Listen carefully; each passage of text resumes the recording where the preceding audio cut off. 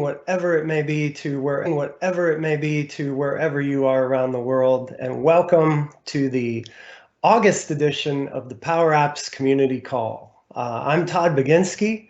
Today I have several MVPs, PowerApps champions, and other community experts standing by with me on this call to answer all of your questions today. And Chuck Sterling is here. We also have David Van Heerden here, Paul Stork, Timothy Shaw, Vivek Bavishi, who is presenting on the call today, Nora's Kamas, and that looks like the balance of everyone here to help you out with your questions today. So if you have a question, please submit it into the Q&A and someone will pick it up and get back to you on an answer with that. So welcome again to our PowerApps community call this month. And if you haven't been here before, let me tell you a little bit about our call. Our call takes place every single month. We do it on the third Wednesday of each month, and our next call will be on September 18th this year. Each call, we do the latest news about PowerApps and community contributions and kind of get you caught up on the pulse of what's going on with PowerApps and Power Platform. We also sometimes meet the teams behind PowerApps, and I think we might have a team member on next week or the month after. And we do technical deep dives like we're doing today, and we also have our Q&A session. So now that you know what the call is about, welcome if you haven't been here before, and if you have, welcome back, and thanks for coming. Here's our agenda on what we're going to talk about today. First, I'll introduce today's presenters, and then we'll talk about our topic today, which is how do you develop Canvas PowerApps that either access Dynamics 365 data or CDS 2.0 data sources. So we haven't touched on these topics yet in the community call, and so we're going to wrap our whole call around those topics today. After that, as I mentioned before, we'll go through the recent news and community activities, give our monthly tips, and all along the way we'll have QA. Okay, so who's presenting today? Well, that's me on the left, Todd Baginski, and you can check me out on Twitter. You can see my handle there. I have a blog where I do a lot of things on PowerApps, and you can also find me on YouTube. I've been just putting one video after another out there lately, and having a lot of fun with that. So we've also got Chuck Sterling on the call. Chuck helps all of the community for PowerApps and promotes everything Microsoft PowerApps. Thanks for being here, Chuck, and setting this up as usual. And then finally, we've got Vivek Bavishi here today. Vivek's camera is not working today, but we can all attest to the fact he is a strikingly handsome man. So just in case you're wondering what Vivek looks like, there is his picture, and he goes by That API Guy on Twitter. Yep. And you can also find him on his website there, thatapiguy.tech. Wow, Vivek, I didn't even know there was a .tech suffix for a domain now. That's pretty cool. Yeah, it's a cheaper one. I got it. You have to be good looking to get that one, right? That's the key. Okay, so Vivek's also got a YouTube channel where he puts a lot of things on. And Vivek, is there anything else you would like to mention about introduction to yourself? No, thanks for having me today, and looking forward to kind of sharing whatever I have learned with CDS and Canvas apps. So yep, all set for that. Sounds good. All right. So the next piece here is the all the folks who are on the call helping today. So usually Eichel's here, but I didn't see him today, but Daniel and David are here today. So thanks guys for answering people's questions. It's great to have such an amazing community of folks all supporting each other here as we try to figure this stuff out and make cool stuff with this tech. So let's move right into the presentation today. So I'm up first today, and what I'm going to talk to you about is a Power App that integrates with Dynamics 365 data. And this Power App is called the Sales Buddy PowerApp. So I'm going to turn my camera off here to save as much bandwidth as possible and take you on a little tour of the Sales Buddy PowerApp and help you get to know this Power App and how you can use this Power App yourself to actually learn and ramp up on Dynamics 365 with Power Apps. You might even be able to just use it out of the box for the folks in your org as well. So I'm going to start at the beginning here. What is the Sales Buddy PowerApp? Well, it's also been called the Sales Companion PowerApp here on the PowerApps team blog.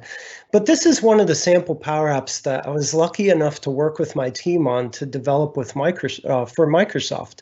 And essentially what we wanted to do was show how to build a PowerApp with Dynamics 365. So here's the blog about it, and tells you what it does.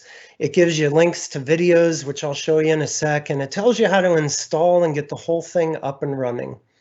I just went through this step again myself here just about a week ago in preparation for this meeting, and I put it into a Dynamics 365 trial environment. It took me about a half hour, and I'm the guy who wrote the instructions, so you know, it might take you a little longer than that to set it up, but it's not a big pain. So all these links I'm showing right now are in the slide deck here. You can download them after the call for quick reference. So that's what the Sales Companion app is, and a couple other things about it. There's links to videos. One is an end-to-end demonstration I made. You won't need to watch that because you're about to watch it right now. But the other one that may be helpful for you is this video that walks you through all these installation steps back here.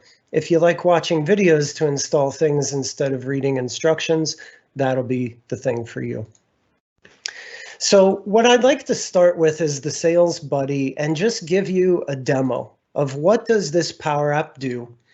And then after we've seen the demo of what the Power App does, I'd just like to walk through some key points in the Power App to show you how I connected to the Dynamics 365 data and integrated it with the actual use case of this app. So let's just get started and run the Sales Buddy.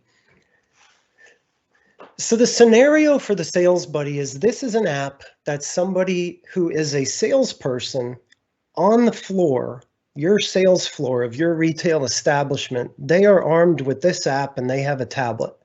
So when customers come into your store, they can use the Sales Buddy to locate information about products, share that information with the customers, and also get an opportunity going in the Dynamics 365 CRM system so that you can follow up and track that lead.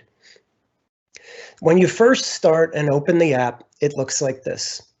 So let's just pretend here that, let's pretend Dan, since he's on the call, Dan walked into my store today and he's walking around the showroom and he's about to start up his own business and his own office and he needs to buy furniture for it. So Dan comes in and I see him browsing over in the furniture section and I walk up and I strike up a conversation with him. I'm like, hey, I see you're looking at some products here. What are you trying to do? And he explains how he needs to outfit his new office. So he also tells me that he's really loves the idea of decorating his new office in the color red. So I go search for the products here by the color red and I find, oh, look at these two chairs here. These are quite nice. And so Dan says, oh, I really like the swivel on this one. I need some of these. Tell me more about that chair. And we're looking at it here on the showroom floor. And I'm also pulling up other information straight out of Dynamics here.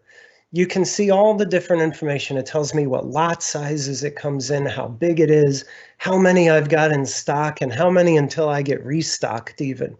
So Dan says, yeah, I like that. This is definitely something I'm going to consider. Let's add that to my saved products. And I say, okay, let's add there. Anything else you're looking for? And Dan says, oh, yeah.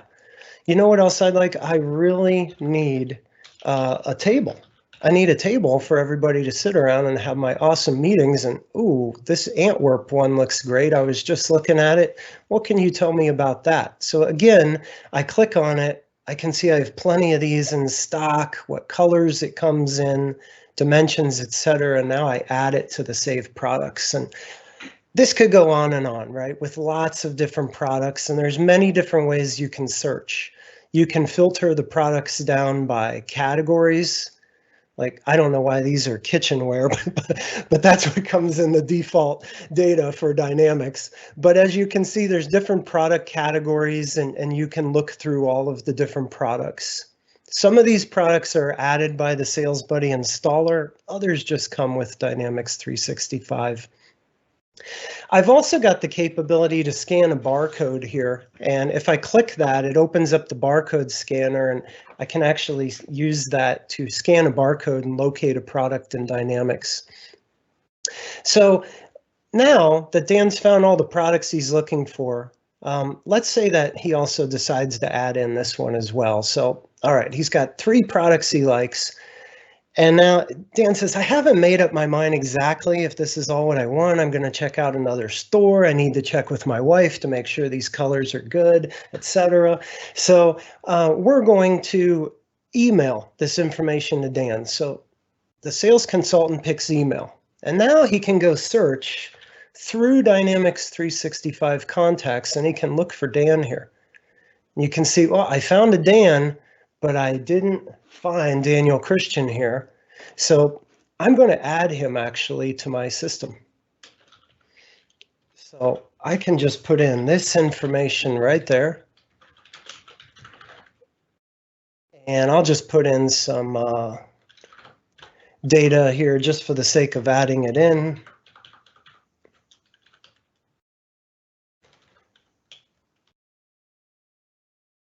Something like that. And now that I've got that information in there, I can also say I want to add Dan to my mailing list. So I'm going to go ahead and add him as a customer. When I do that, I have now captured Dan's contact information inside of Dynamics 365. And I've also said I want to spam him, essentially, by adding him to the mailing list. So I set that flag in Dynamics. Now I pick Dan and I say, okay, hey, Dan, here's these products we talked about. If I want, I could add another recipient here for an email. And then I put in the email subject here, something like here. I'll put in 1, 2, 3, 4 at the beginning, so it bubbles to the top of the list and it's easy to find in a second. Here are the products we discussed. This is a low pressure sales email. Buy them tomorrow or your Christmas lights might disappear sometime this year. If you don't know, Dan puts up an incredible Christmas show every year on his house. So that's just my funny message to him about that.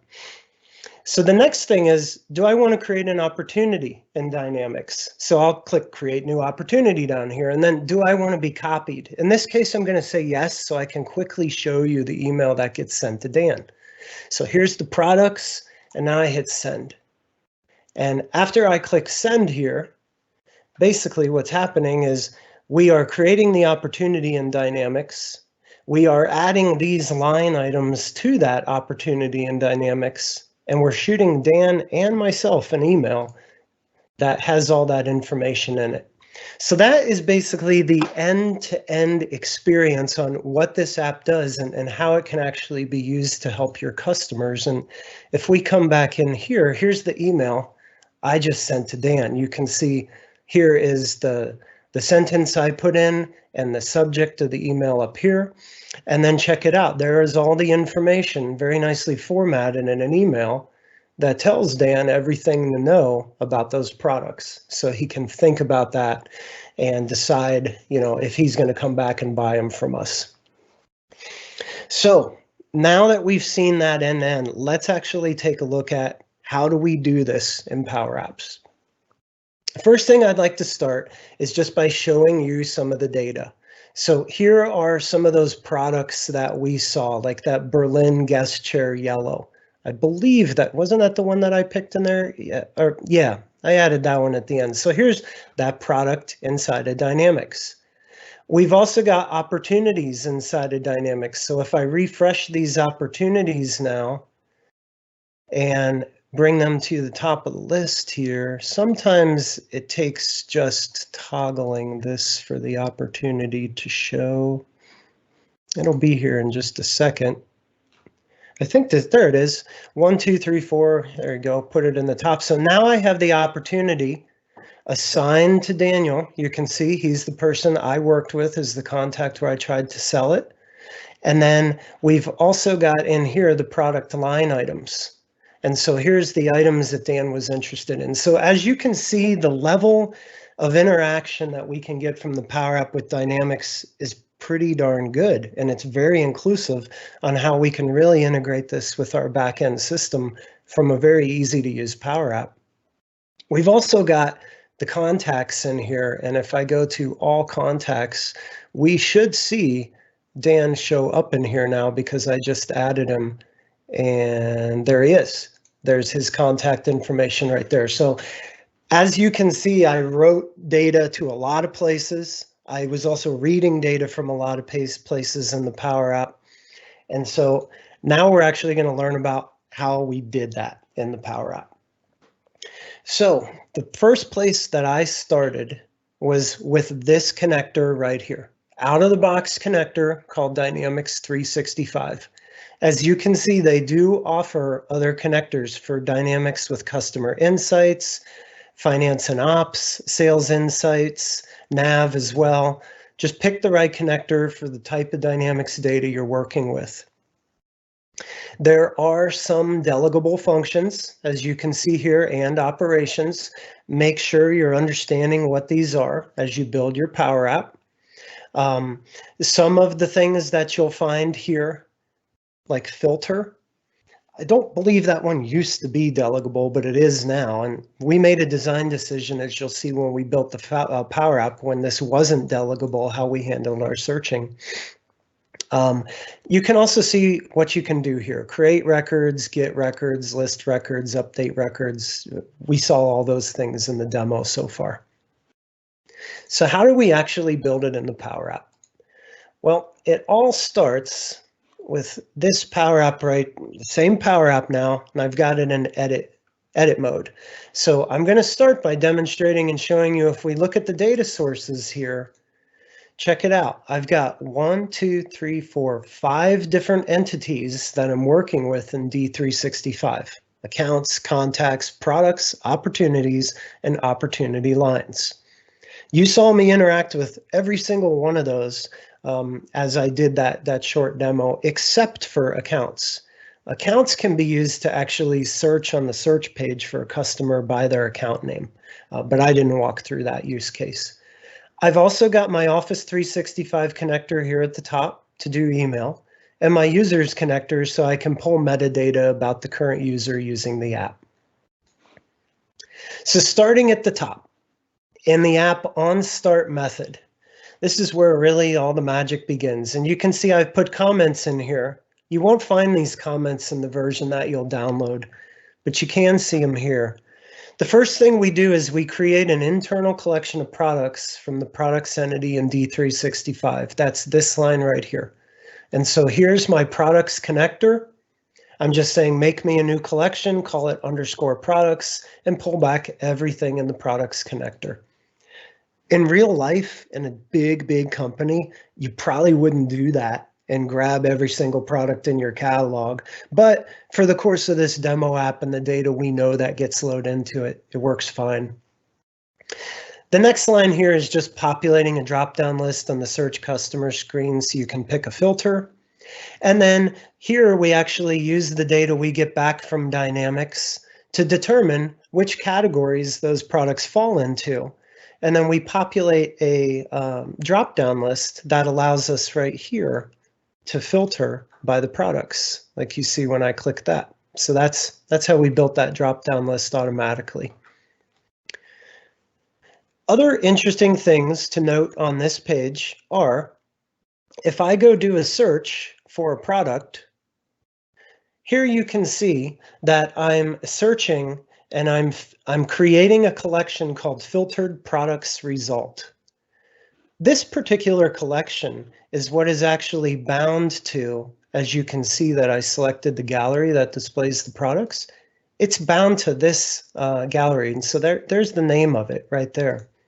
But another, and going back to our example here, We're basically filtering on that internal collection of all the products we downloaded when the app first opened, and we're looking for that search display keyword to be in the name of the product. And so that's how we do the filtering on the product there. And there's other logic inside of this drop-down list that does pretty much the same thing. It's just doing searches against that internal collection. So when we selected a product on this page, basically what we're doing as we selected is we're setting a value here, this selected product variable equal to the currently selected item, and then we go to the detail screen. So I will do that right now. And now we're on the detail screen, and really the only things to point out here are that here's that value of that variable that we set, and then we're just pulling properties off it. And this PowerApp's a really good example of how you can use HTML inside of a PowerApp like that to build a UI that looks very specific to certain UI requirements, which is something we wanted to demonstrate in this PowerApp. When I click the Add to Save Products button, what we're doing is we're just taking that product and we're adding it to a local collection if it's not already in that collection. And that's how I was able to keep track of the 3 products that I pretended Dan was interested in that he eventually got emailed about. Now, the next interesting part of it is the actual searching for customers here. So here we can see this is what our logic looks like to actually go search for customers and contacts inside of D365. Basically, we're switching on the type of search. Is it by name, email, phone, or company? I didn't show you those values before, but here they are. So you can see I can search in many different ways. So we key off of which one of those was selected right here. And based on that, then we execute our search against Dynamics. And to do that, here you can see this is the contacts data source. And the logic inside of here is basically going through and searching and building up the collection of the results that is bound to the gallery here that displays the users. So if I pop this back in play mode real quick here, to show you how we did that again. Let's go search for Dan again, and we can pick him. And now when we select him, you can see what's happening here.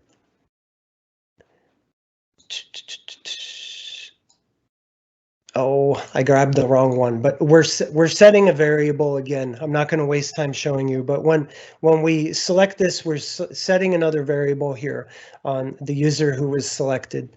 The add customer part right here, how did we actually go add the customer? Well, that happens when I click this button.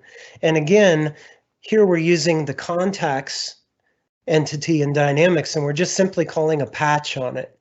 And we're passing in all the values that were selected in the form. And that's how we're writing the data to Dynamics and creating a contact. It's so simple, isn't it? It's just like everything else with PowerApps. After we added the contact, and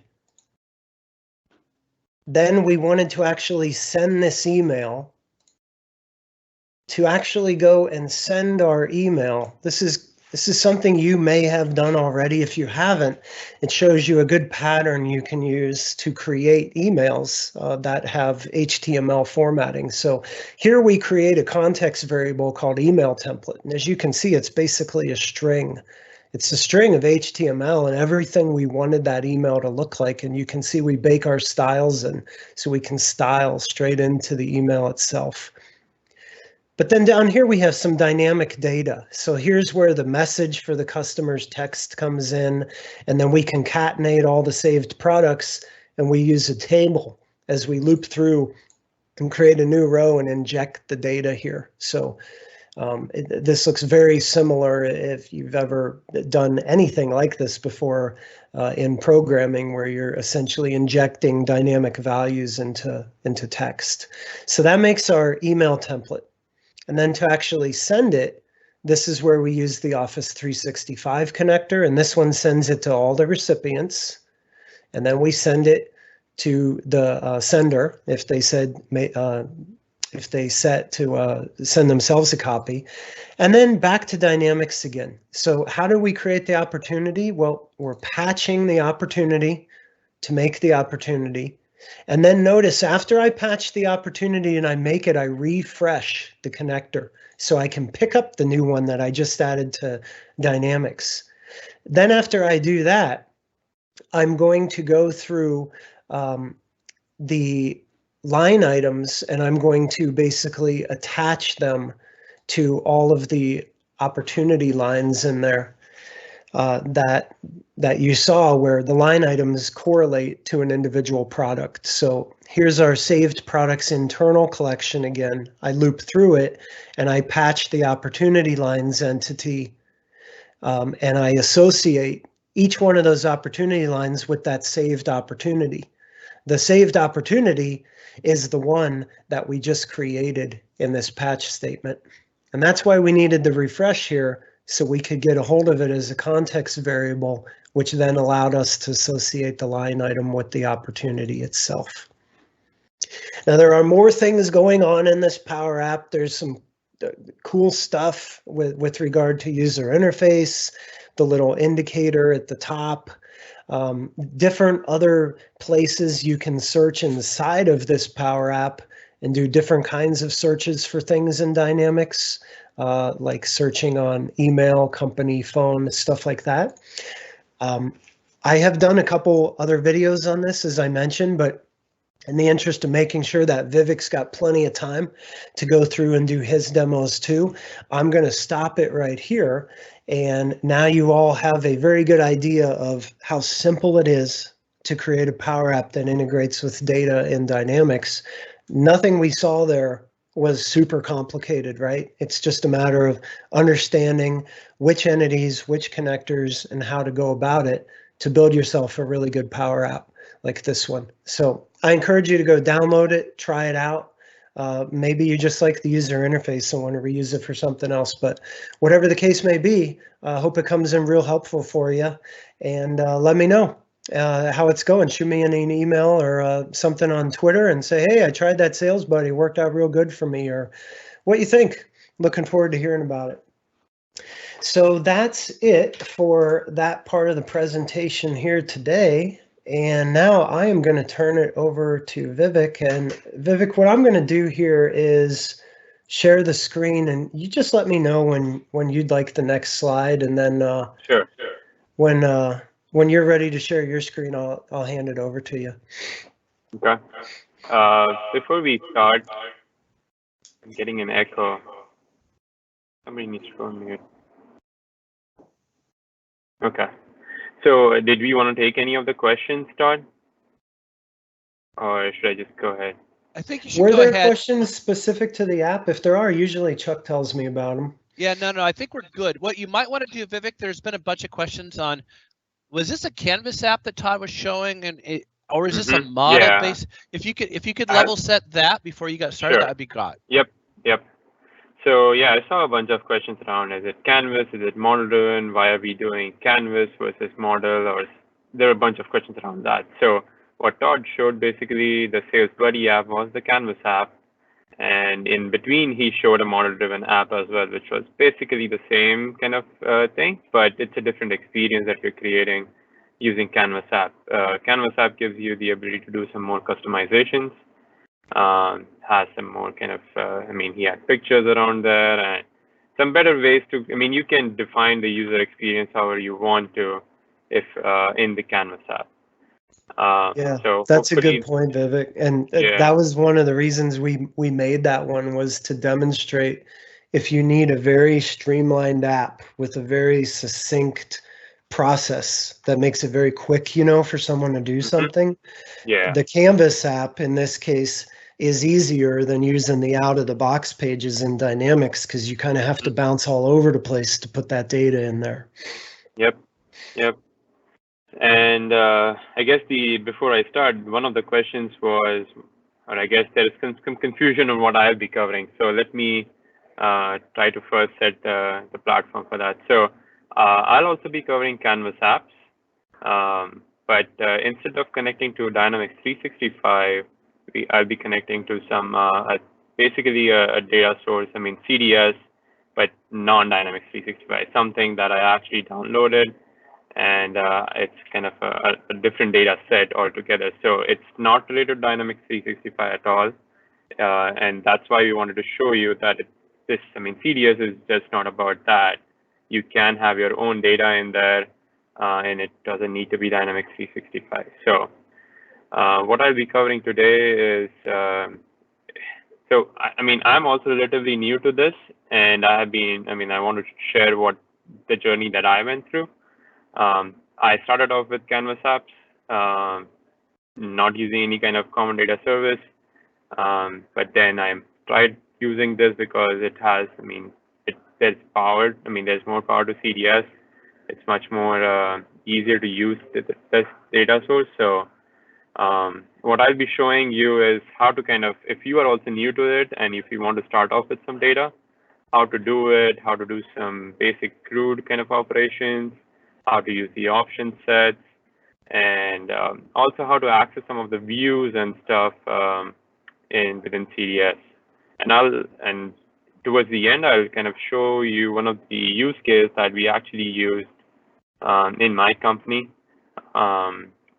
specifically around this. So let's start off. Let me share my screen here. Okay. Let me this. Are you guys seeing my screen? Yep. Okay. So this was a blog post a few months back. So it's basically a relational data sample. So if you don't have anything today, and if you just want to see how to use this, just go to this blog post. It will be, we have it mentioned in our resources link as well, so you'll be seeing that. But yeah, this it has a relational basic, it's a relational database which is available to download. And there's a whole kind of tutorial on how to download it, how to put it into a solution, and then use it. So it kind of gives you, it's a very generic kind of a relational database where it has customers, orders, employees, invoices, and all that stuff. And I'll be talking about that in a minute here. But yeah, if you don't have anything today, and if you just want to explore it, and also if you don't have a CDS license, you can just create like a community. There's a community plan available where you can just install it, and it gives you access to CDS as well. So you can test it out before actually using it. So once you have downloaded this and added this, gone through that whole tutorial to install it, you should be seeing it under Solutions as Northwind Traders. And then you'll see everything that's included in it. So the solution itself includes the entities, the Canvas apps, the model-driven apps, and the option sets, the process with it, all those things. So it has a lot, which I'll not be covering today. I'll be focusing mainly towards the Canvas app side. So let's, so within this I'll show you one of the entities. So the order entity. So the order entity is the main entity we'll be looking at. But if you see, when I clicked on that entity, it shows you all the fields within it, the relationship it has with the other entities. If you click on one of these, so if I click on customer, it says it's kind of linked to the customer entity as a many-to-one relationship. So that kind of gives you an idea of what all the orders entity is linked to. If there's a business rule with it, then there are different views that you can set up. We'll be talking about that as well, and some other things. So the other, one of the main things that you probably want to look at is the data. So this is basically the sample data included with it. If you click here, it has like different views that you can use. So I'll just put all fields just to see what all is there.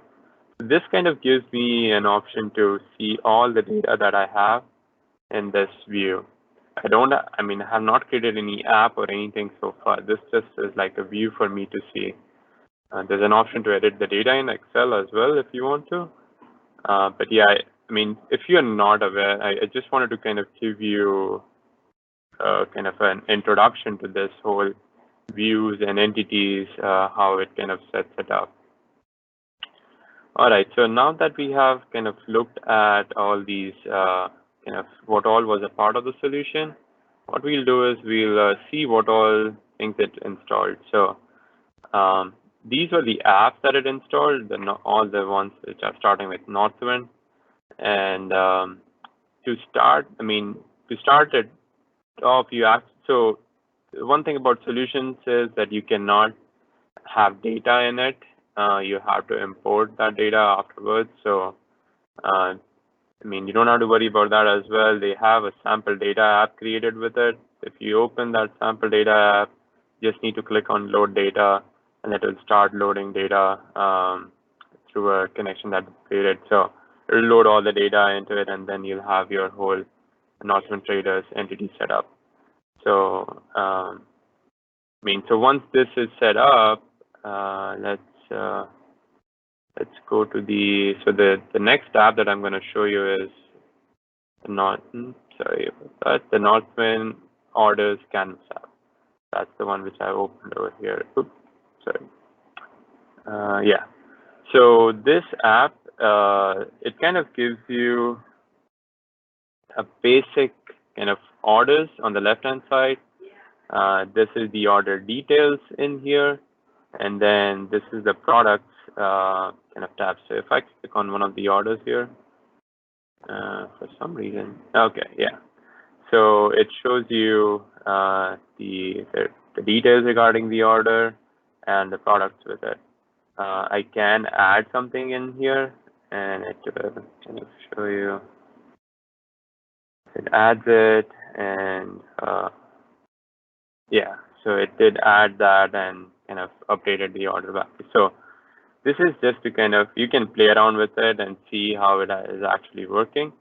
But what we're going to do is we're going to try to see each step by step how to kind of do the basic CRUD operations with CDS. So what I'm going to do is I'm going to just copy this gallery. I'll insert a new screen. We'll do it from scratch here, and I'll paste that in. So one thing that you probably would want to do, so this is basically your, this is your read operation, right? I mean, it's basically you can select the data source, and then, so I mean, here what you've done is you've sorted the orders by the order number in a descending order. So, I mean, it's as simple as that. But one thing which you probably would want to do is try to filter these orders. And I want to filter only the orders where the order status is closed. So what we're going to do is, it kind of delves into the option set thing over here. So the option set is something which I had a trouble initially finding it out how to do it. But then once I found out, it felt very easy. So what we are looking for is the order status field. Click on order, and then order status is equal to, now order status is basically an option set. So if you see here, I'll do this. So it's an option set, the order status, that's like an option set that they've created with this. And then it has, and if you click on it, you'll see the different values for it. So what we'll do is we'll go back here and say orders status, that's the option set. And then I put a dot, and then it gives me the option to select whichever option status that order status that I want. So let's say I just want to see the closed ones. So I'll just filter this, and then you'll see all the closed ones show up. So that's like a one thing which kind of, some people have I think a lot of people have an issue initially starting off with it, but then it's pretty easy to kind of do this. So you just need to look up that option set that you have created specifically for this order status, and then call that order status first, and then put dot, and then look up that specific order status that you're looking for. Now, the other thing which you probably would want to do is have a dynamic a filter. So what we'll do is we'll select this as choices, and this is how I can call the different choices within order status. That is orders status, and then that should load up. Okay. Yeah, so it shows the 4 values. So what we'll do is now we'll change this. And one other thing which you'll notice is if I don't click here, it just shows it as closed. Only if I go inside editing the formula, it shows that order status closed. So that's a bit an FYI to how it processes it. So what I'm going to do is, instead of order status closed, I'm going to select that combo box, and I think it was combo box 3 dot selected and dot value. So now, I'll select these, so it showed up invoice, and then I can just do shipped. It shows up shipped. So that's one thing which option sets. It's something that puts you off initially, but then once you figure it out, it's pretty easy to use. So going back on let's see, what we'll do is we'll try to edit a record here. So what it's doing here, if I go in here and if I change something, let's say 29, I change the order date here. Let's actually, yeah. And then, so if I click on this arrow, it will update it. But basically, it's nothing but like a submit form. So this form in here, let's show you the form.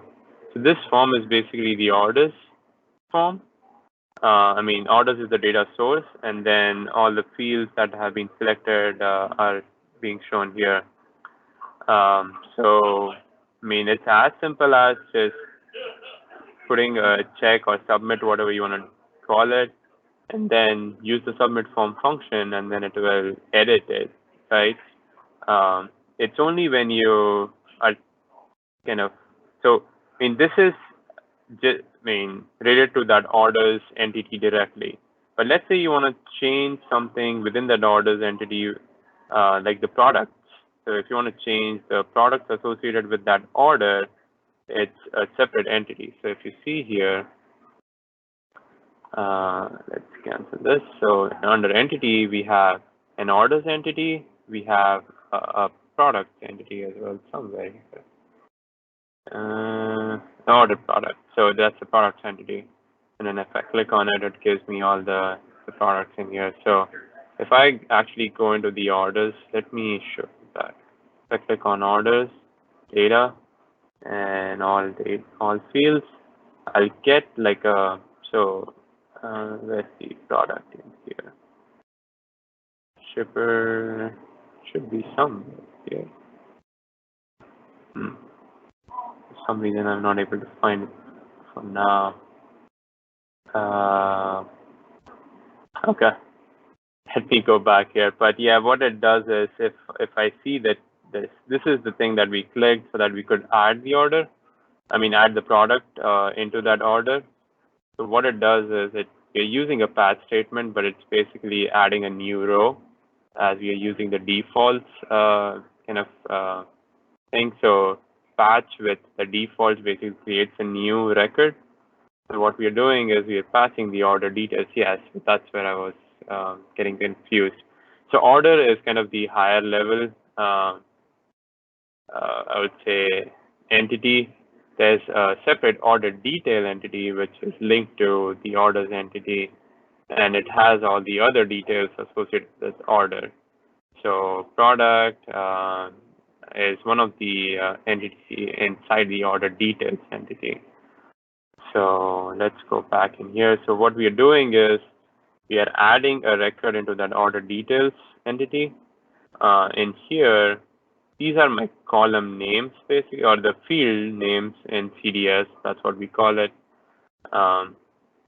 And so I'm update. So the thing that I want to edit is basic, or add a record is for this order that I've selected here, the 0938.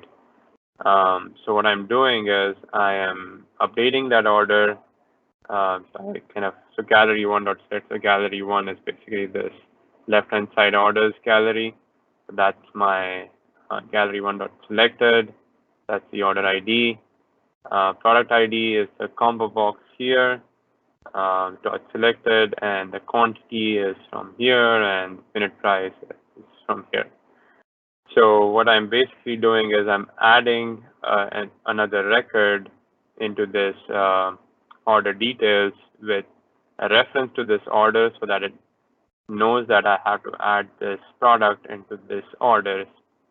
So when I click that, it basically adds product into that specific order. So that kind of summarizes, I would say, how to do some of the basic CRUD operations and working with the option sets. Given the time that we have, I wanted to also show you the new data source feature that was experimental for a long time, and it is now put into preview. So I'll switch on to this app where, it's the same app, but if you see the subtle difference is here I just have this preview where I have just the screens in here, but now we have another thing, which is the data sources tab. So this was enabled recently, and you'll have to go in and click on app settings, advanced settings, and click on preview. Enable this improved data source experience and common data service views, and enable it. Now, personally, I generally do the experimental features only in a I would say, a test environment, but I'm okay with I'm very much confident with using preview features, because preview features just don't break as it is. Experimental, they give a caution that it might disappear at any time, but preview don't. So that gives you a bit of confidence that if you can try it out, then something that you are developing and want to publish it soon, because it might get pushed to general access pretty soon. So this, once you enable it, it kind of changes the way you have been adding data sources. So it kind of shows you what you have in your app, and then you can just click on this entities section, and then add entities here. You can search for the entity and just add it as well. It's much more an enhanced kind of view, I would say, to access data sources. And the other thing which is quite cool is you can actually, so you can, if I click on entities, and if I click on this current environment change, if I click on that, and I have only one environment here, but then if you have multiple environments, you can select that environment, even if you're creating an app in some other environment. So if you are in X environment, you can get entities from Y environment and use it out. So that kind of also gives you a flexibility of using entities between environments by using this new data source feature. And the other cool thing is you can also, so if I click a new screen, I just have to add a gallery, and then I don't have to do anything. It just pops up that, okay, what do you want to select here as the data source? So I'll say I want to show orders. And the other thing that you would haven't noticed before is there's an option to select views. Now, if you are aware with Dynamics 365, you know what views are. But it basically is different kind of views that you have created, and you can just select one of these views. So I'm going to show you like all the orders that were closed in the state of Colorado, so basically when I selected that, I got only 3 orders. So let me show you what views are to help you understand what it means. So let's see, in here, in this entity, let's go to the orders entity. And then when I click on that, there's a views option. And then these are the different views that I have access to today. But then I can either add a view or edit a view. So what I'll do is I click on this, and it takes me to this kind of a new editor where I can basically define what this view should have. So I can select the fields that I want. So I can add something in here, and that would be basically the default view. But then the other thing that I can do is I can define the sort by, and I can also define the filter by. So what you can see here is I've added a filter for the state province Colorado, and order status is closed. So I mean I can change this if I want to. So what I can do is I can just say invoiced, then click OK, and instead of it being closed, I can just invoice Colorado orders and then save it, then publish it. So now this view will show me, and actually doesn't have anything. So maybe we should do something else here. So I can just, maybe we'll get something here. Apply. Okay, there's one new. So let's do new Colorado orders. Okay. So that should have been published now. And then when I go here, sorry, this one. So there's an option to refresh views. So I can click on refresh, and then I can select the new Colorado orders, and then it basically gave me just one order. So the benefit, you would say, I mean, what's the benefit? I could have just put the filters in here. The benefit is, I mean, you probably define views in your entity so that you can easily see data in here, in this kind of the entity view. And also the other benefit is all these filters and anything that you do is delegated to the server. I mean, it's not locally run. So it kind of avoids you all those delegation triangles and stuff that you see. You won't see that. So having this views defined, it's also kind of a quick access, right? I mean, you can define like active orders, closed orders, new orders, invoiced orders, shipped orders. You can define those as views and just select those. And it's helpful throughout any of the apps that you want to create after that. So that's, I guess, so, I mean, this views and the new kind of data source is also available on a combo box. If I insert a combo box, it also shows me that option. So I can select that and then select in here. So that also works pretty good. Yeah, I just need to change the fields here. But yeah, I mean, I just wanted to show this kind of this new feature that was recently enabled. So you can see the blog post for it as well. I put that in the resources section for this session. So you'll be able to see that. And also, if you want to see some more details on the option sets, there's another blog post by Craig where it gets into more details about it. So I think that's about it that I wanted to show, Todd. I don't know if there were any questions. That's outstanding. I love all that new view functionality, and I love how it's less code to write in your app too. It makes the app development much quicker. Very nice. Good demo there. That's great. So let me grab the screen back from you here. Actually, Sorry, Oh, do you I got have a something minute? else? Yeah, I actually Yeah, go forgot. for it. Yeah. So one of the apps that we created was a nearby accounts. Now, in our case, we did connect it to Dynamics 365, but it can work for any data source, right? I mean, if it's like, if you have the latitude, longitude data, you can just connect it and then pull in all the nearby data sources. So one of the questions that was asked was, why are we using Canvas apps? I mean, so this specific use case makes sense to have it in a Canvas app, which you can direct. I mean, this is a portrait mode, so you can open it on your phone. So your sales guys can open this app, see the nearby customers.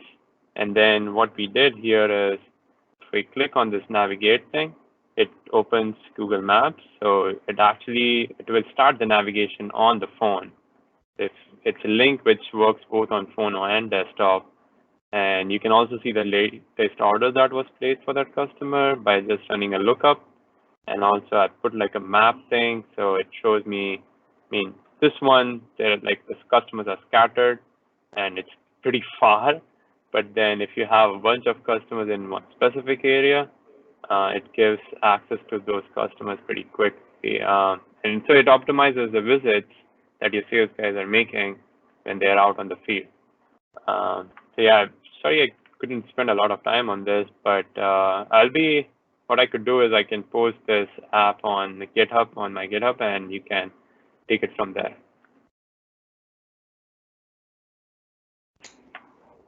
Yep, that's it. Sorry. Outstanding. Thanks a lot for taking the time to share all that stuff that you learned about this so far. That's really great. I really like the part about the new functionality with the entity views at the end that you showed there too. That is so helpful. Yep.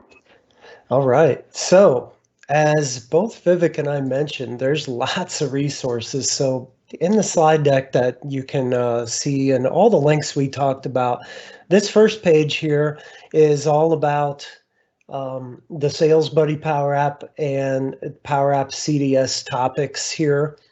And the second one is all about the CDS specific things and everything that Vivek just demoed and shared with us. So thanks again for being here today. Appreciate it. As is always nice to do a presentation with you here today. And I'm sure everyone is giving a round of applause. I saw a lot of things in chat where people were really excited about what they were seeing that you were doing. So let's turn it over to the recent news section now. And Chuck, you want to walk through this one today? Yeah, can you hear me okay? Yep. So the with function is great, guys. It's going to save you a bunch of code or a bunch of time in writing your code, and actually it makes it a lot cleaner. Matter of fact, Todd, since you're sharing, can I get you to go to a browser and actually go to aka.ms/PowerApps with, and then while you're doing that, I'm going to go ahead and talk about the other two, which was the guest access is now available for the world. So it's PowerApps with, just the word with, perfect. And you'll see that one of our actually helper bees, David, actually, can you scroll to the top? It looks like you got down to the bottom some. There you go. David has actually done an entire video on this topic. So you guys need to check this out. This is going to help you write your code and actually going to make it a lot more readable. The other two ones was actually delegation and SharePoint. It's going to be huge. You're going to use it all the time, but it's hopefully not going to be something you're going to need to know about. It just works. The reason you knew about it before is because when things didn't work, because it's like, why is this not working the way? But SharePoint and delegation is now fully supported. Canvas apps guest access is now in public preview. We actually did a call with Austin on a little while ago, but now you guys can take advantage of going out and inviting people from other tenants, and that includes MSA accounts. The PowerApps demos itself was, if you guys are running a user group or if you want to go out and do a call like this, I've actually gone ahead and pulled together some of the demos themselves. Yeah, so let's go ahead and click on that.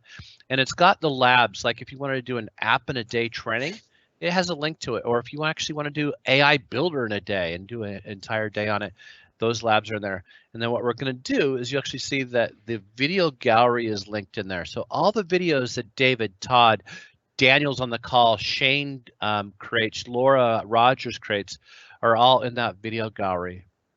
So if you look at community video at the top link, it actually takes you to that And I probably need to pull Todd's and Shane's off there and just point to that video gallery. So where it says videos, can you point us to that top one, Todd? Perfect. And that actually gives you a roll-up of all of those, including today's call.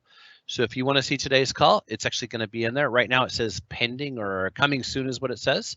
And the reason is I just haven't uploaded, but I'm going to upload it the next 2 hours. So Todd, back to you, my friend. Oh, look at all those pictures of Todd and Brian Knight.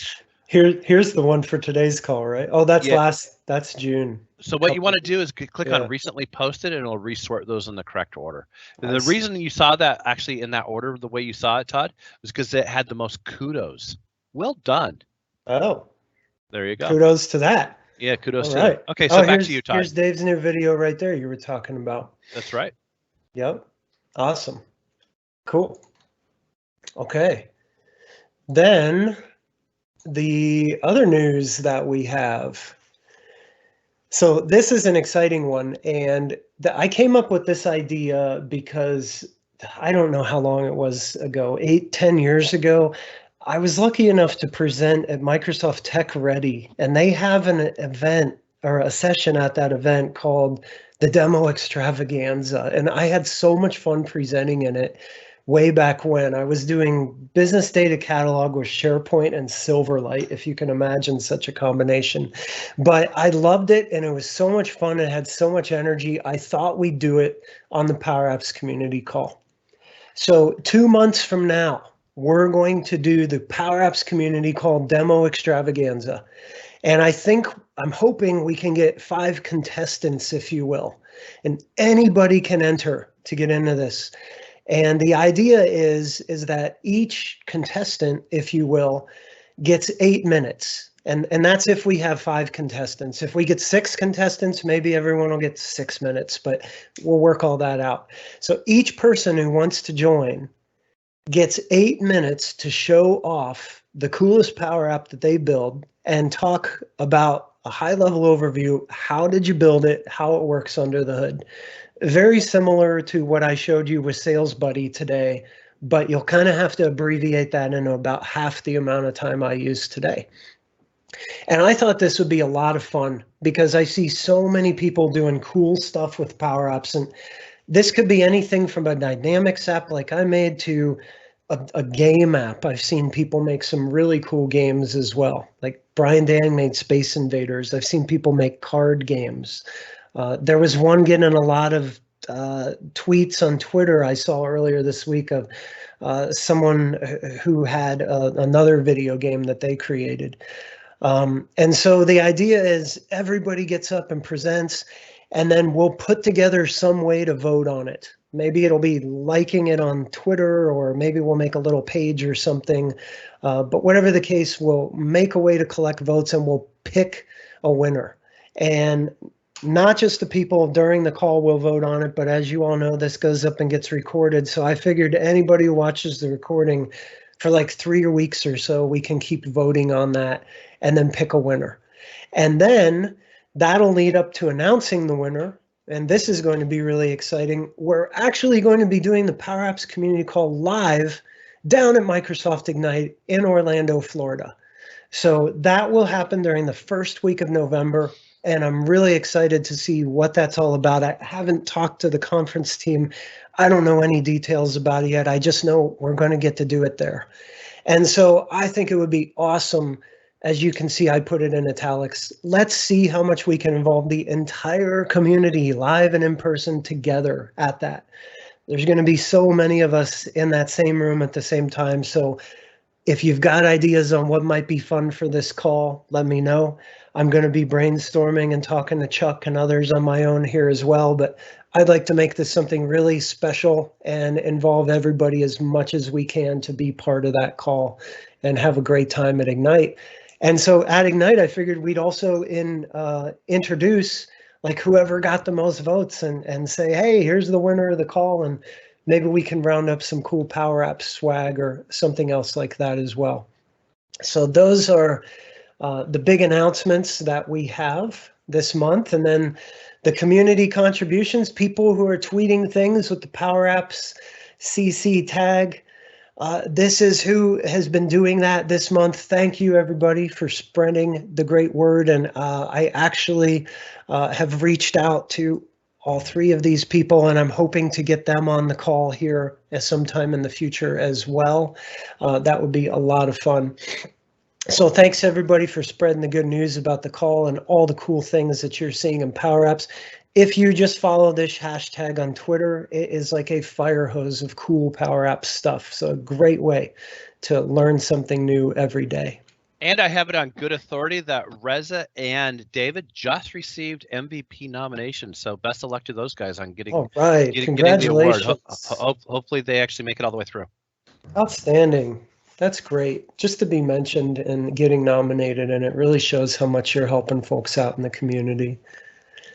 Okay, so that brings us to our final section of the call, and this is our monthly tips. So my monthly tips are related to creating Canvas PowerApps with Dynamics 365 data sources. So my tips are use delegable functions and operations whenever possible. That holds true for everything with PowerApps, really, but take your time to understand up front what's delegable and what's not, and try to work within the delegable functions whenever you can. Another thing, which you'll see if you look at some of the videos I linked in the resources section, I released these videos last week, and I really learned a lot about this last week myself from other PowerApps MVPs and champions. And one thing we figured out internally was you can actually use the PowerApp Solution Packager to package up the security roles that govern what somebody can do with your data in Dynamics or CDS.